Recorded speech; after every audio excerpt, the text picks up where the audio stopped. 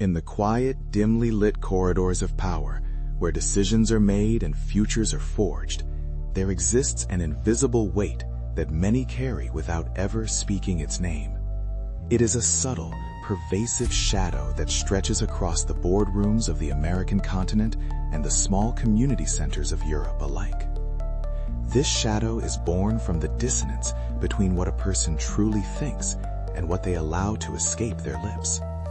In a world that often prizes harmony over honesty, a peculiar culture of falsehood has taken root, one where the spoken word serves as a mask rather than a mirror. Individuals often find themselves caught in a silent tug-of-war, feeling the pressure to conform while the truth stays locked behind a polite smile. It is a world where the word yes is frequently a shield and no is treated like a weapon to be avoided at all costs. The weight of leadership, however, demands something different. Whether one is guiding a massive multinational corporation or simply steering a small family through the complexities of daily life, the responsibility is the same: to be the anchor in a sea of shifting expectations. Yet even the most seasoned leaders fall into the trap of social convenience. They nod in agreement when their heart is screaming in protest, or they decline an opportunity when every fiber of their ambition is urging them to step forward. This constant betrayal of the self does more than just create internal stress. It sends ripples through every life they touch. It creates a fog of ambiguity where clarity should be, and it builds a foundation of sand where there should be stone. The leader who says yes when they mean no is not just being polite. They are slowly eroding the very trust that allows their followers to feel safe and inspired. Imagine a scene in a high-stakes office in the home region, where a supervisor sits across from their team. The air is thick with the unspoken tension of an impossible deadline. The leader knows the goal cannot be met without breaking the spirit of the people in the room, yet when the pressure comes from above, the word yes slips out with practiced ease. It is a moment of profound dishonesty, hidden under the guise of cooperation. Why does this happen? Why is the truth so difficult to grasp when the stakes are so high? The answer lies in a complex web of social conditioning, fear of rejection, and the seductive safety of the comfort zone. We are taught from a young age that to be a leader is to be a provider of solutions, but we often forget that the most important solution is the truth. This cycle of falsehood creates a reality where people rarely say what they actually think. It is a landscape of missed connections and hollow promises. A leader might agree to a budget cut they know will cripple their department just to avoid an uncomfortable conversation with a superior. Or perhaps they decline a chance to present their ideas on a global stage in England because they fear the spotlight, even though they know their team deserves the recognition. These are the small, daily surrenders that define a life of almost and what if. The journey to becoming an exceptional leader begins with the radical act of aligning the internal voice with the external expression. It requires a shedding of the false self to reveal a character that is consistent, dependable, and above all, honest. As the sun sets over a bustling city in Latin America, countless leaders go home carrying the exhaustion of a day spent performing rather than leading. They are tired not because the work was hard, but because the acting was constant. They are weary from the effort of maintaining a version of themselves that matches everyone else's expectations. But there is a different path, a way of being that provides more energy than it consumes. It starts with a simple yet terrifyingly difficult commitment: to stop saying no when the heart says yes, and to stop saying yes when the soul says no. This is the threshold of true influence. It is the moment when a leader stops merely holding a position and starts embodying a standard. The question that remains is whether one has the courage to face the discomfort that comes when the mask is finally removed, revealing the raw and potent truth beneath. The struggle to be truthful is often disguised as a virtue. Leaders often convince themselves that their silence is a form of kindness, a way to spare the feelings of a colleague or to maintain the fragile peace within a group. In the American continent, where the pace of progress is relentless, the pressure to be a team player can become a mandate for mediocrity. A leader might witness a peer making a critical error and choose to remain silent, convincing themselves that they are being supportive. In reality, they are allowing a crack to form in the hull of the ship. This avoidance of conflict is not kindness. It is a strategic retreat into the comfort zone.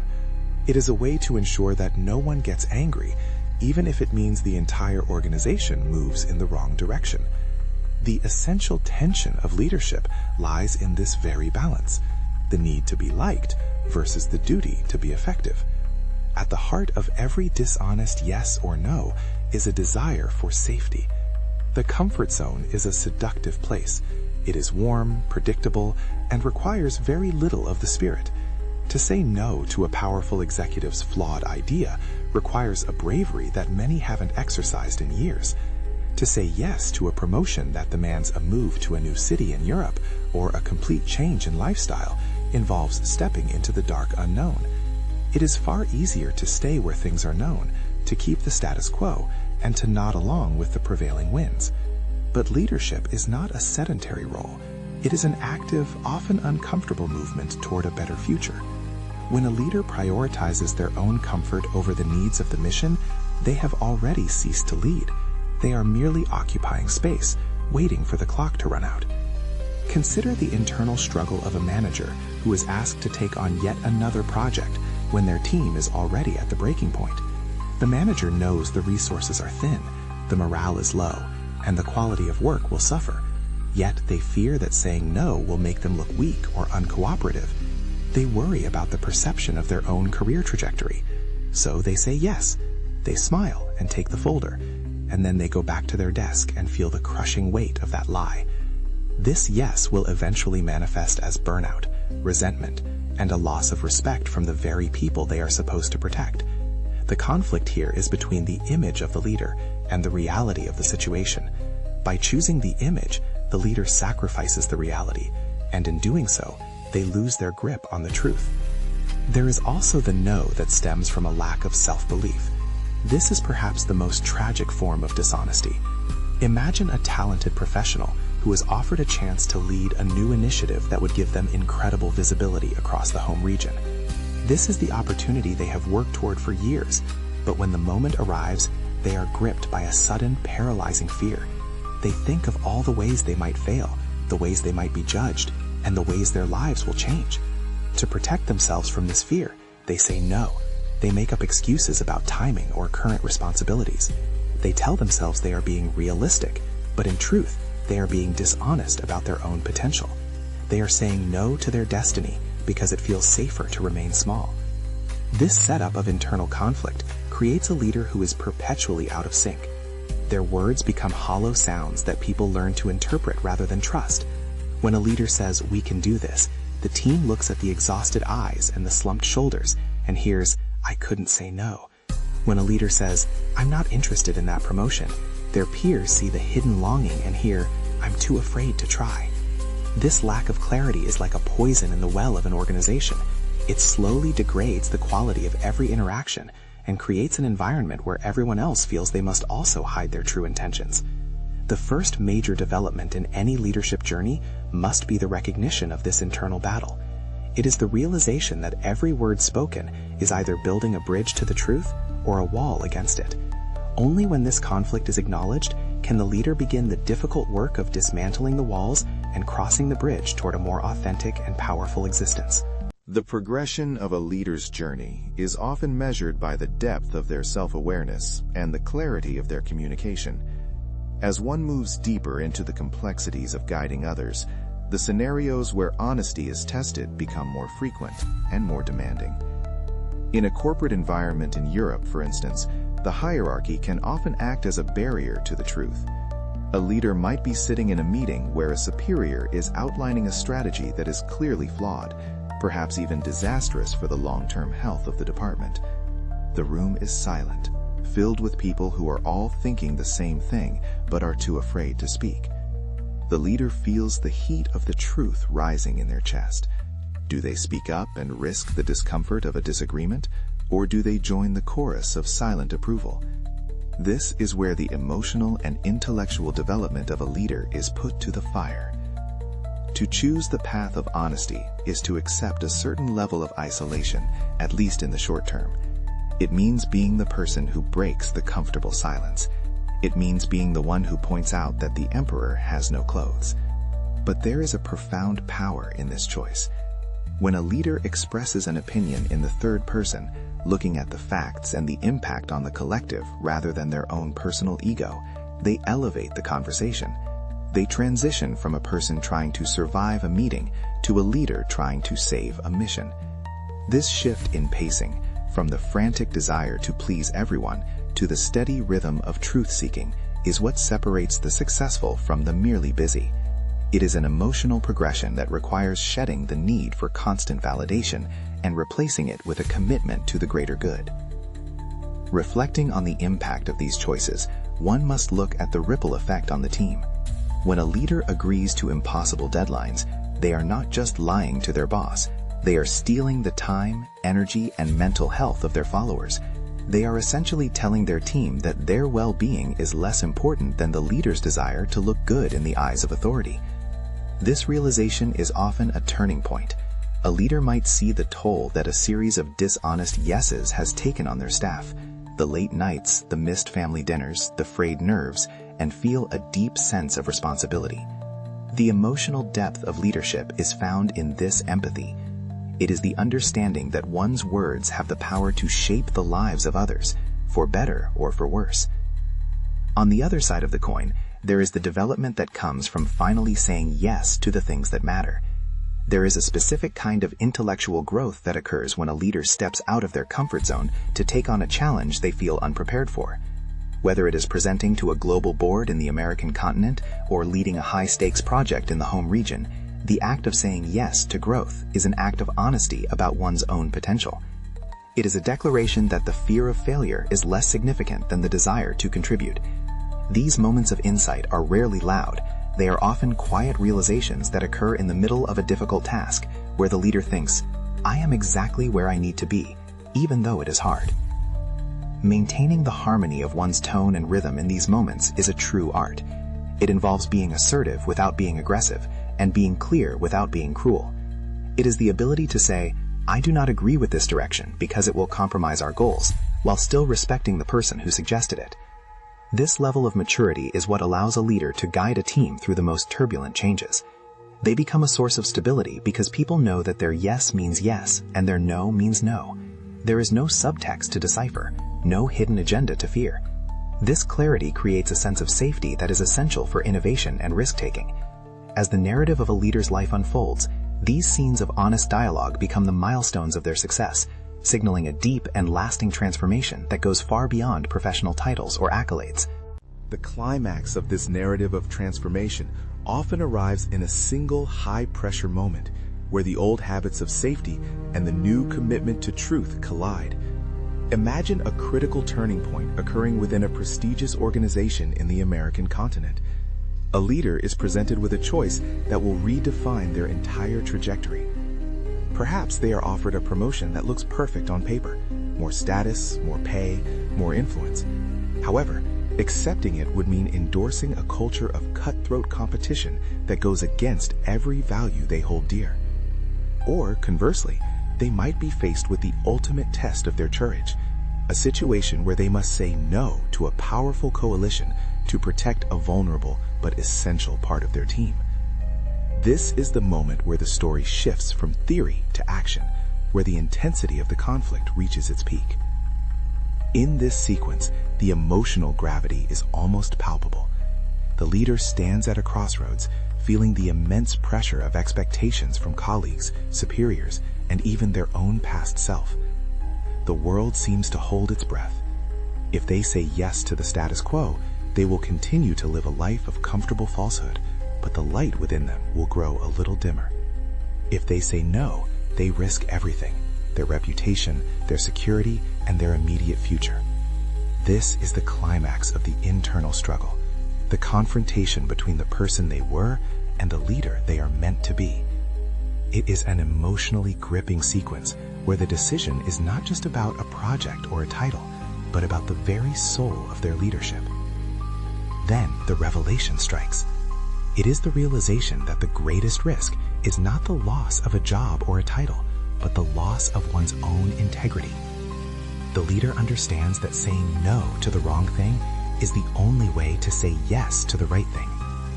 They see with absolute clarity that their power does not come from their position, but from their character. In a bold and decisive move, they speak their truth.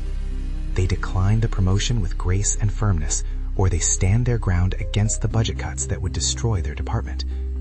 In that moment of revelation, the trajectory of their story is permanently altered. The atmosphere in the room shifts. The tension doesn't disappear, but it changes form. It becomes a space of profound respect, even from those who disagree. This turning point is not just about a single event. It is the collapse of a false paradigm. The leader no longer fears the consequences of being honest because they have experienced the liberation that comes with it. They have seen that the sky does not fall when they say no to a bad idea, and the world does not end when they admit they don't have all the answers. This experience of clarity acts as a catalyst for a new way of being. In a large group meeting in Latin America or an executive retreat in Europe, the leader now carries a different presence. They no longer look for the safe answer. They look for the true answer. This shift is infectious. It empowers others to speak up, to question, and to be honest about their own struggles and aspirations. As the climax subsides, the leader is left standing in the aftermath of their decision. There is a sense of exhaustion, certainly, but also a deep, resonant peace. They have crossed a threshold from which there is no return. They have learned that leadership is not about being liked by everyone, but about being trusted by those who matter. The turning point has been reached, and the trajectory is now set toward a life of impact and authenticity. The transition into understanding is complete. A leader's most valuable asset is not their intelligence or their charisma, but their courage to be real in a world that prefers the imitation. This realization becomes the cornerstone of everything they do moving forward, marking the birth of a truly successful leader. In the quiet aftermath of a major revelation, the world often looks the same, yet everything has changed for the person at the center of the storm. After the high-stakes decision to prioritize honesty, a leader begins to witness the slow, steady transformation of their environment. In the home region, the office atmosphere might feel different. The frantic, nervous energy of trying to please everyone is replaced by a more grounded, focused productivity. When the leader stopped saying yes to every distraction and every impossible demand, the team finally had the space they needed to breathe and excel. The consequences of honesty are not always immediate or easy. There may be those who are uncomfortable with the new boundaries, but the overall health of the organization begins to improve in ways that were previously impossible. The internal transformation is perhaps even more profound. The leader no longer carries the heavy, exhausting burden of pretending. They find that they have more energy for creative thinking and strategic planning because they are no longer wasting mental resources on maintaining a facade. There is a settling of the spirit, a sense of being right with oneself. This quiet resolution brings a new kind of authority, one that is not based on shouting or demanding, but on the quiet strength of conviction. People in the American continent or in Europe begin to notice that when this leader speaks, their words carry weight.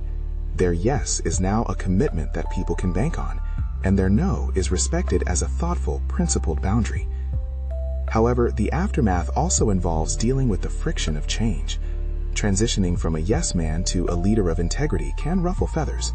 There might be peers who liked the old version of the leader, the one who never pushed back, the one who took on the extra work without complaint. Navigating these shifting dynamics requires a new set of skills. It involves standing firm in the face of subtle pressure and being patient as others adjust to the new reality. The leader learns that being assertive is a form of service. It provides everyone with the clarity they need to do their best work. This is the stage where the intellectual lessons of leadership become lived experiences. The transformation is solidified not in the moment of the grand gesture, but in the daily, quiet persistence of being true to one's word. As the narrative moves towards closure, the leader reflects on the opportunities they once feared. They realize that the no they said to a promotion out of fear was a no to their own potential. Now, having found their voice, they look at new opportunities with different eyes. When a chance for a presentation in the American continent or a leadership role in a global project in England arises, they no longer automatically retreat to the comfort zone. They weigh the opportunity against their values and their goals. If it aligns, they say yes with a heart full of courage, despite the lingering butterflies. This transformation, from being driven by fear to being led by purpose, is the ultimate resolution of their struggle. The aftermath of this journey is a life that is integrated and whole. There is no longer a divide between the private thoughts and the public actions. The leader has learned that true success is not found in the approval of others, but in the alignment of one's own character. They have built a foundation that can weather any storm, because it is built on the truth. The internal and external transformations have converged, creating a leader who is not only successful in the eyes of the world, but also at peace with the person they see in the mirror.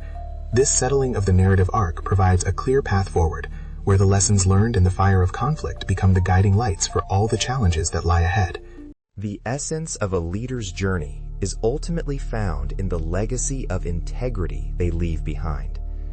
As the story of this transformation reaches its conclusion, the broader meaning of the struggle becomes clear. It was never just about a single yes or a single no. It was about the cultivation of a soul that is capable of honesty in a world of masks. Leadership, at its highest level, is an act of truth-telling. It is the courage to stand in the light and speak clearly, even when the wind is blowing in the opposite direction. In the bustling markets of Latin America, the high-tech hubs of the American continent, and the historic centers of Europe, the leaders who are remembered are those whose words were as solid as their actions. This reflective conclusion brings us back to the simple yet profound idea that a person's words are their most powerful tool. When used dishonestly, they create confusion and decay. When used with integrity, they build empires and inspire generations. The lesson conveyed through this journey is that every interaction is an opportunity to practice this honesty. It is a reminder that the path to success is paved with the courage to be oneself. A leader who chooses the truth over comfort is not just improving their own life, they are raising the standard for everyone around them. They are proving that it is possible to be both powerful and authentic, both ambitious and honest. There is a deep emotional resonance in the final moments of this reflection. It is the clarity of knowing that the greatest gift a leader can give their followers is the truth. By being honest about what is possible and what is not, by being clear about their values and their boundaries, they provide a map for others to follow. They create an environment where everyone feels safe enough to be themselves because they see their leader doing the same. This is the true meaning of influence.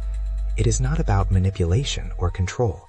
It is about the quiet, steady power of a life lived in alignment with its own truth.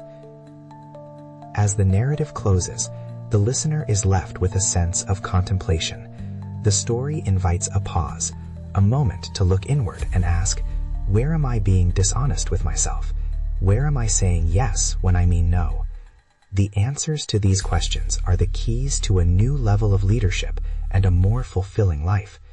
The transition from a life of falsehood to a life of integrity is not a single event, but a continuous practice, a daily choice to honor the truth above all else. This is the hallmark of the successful leader.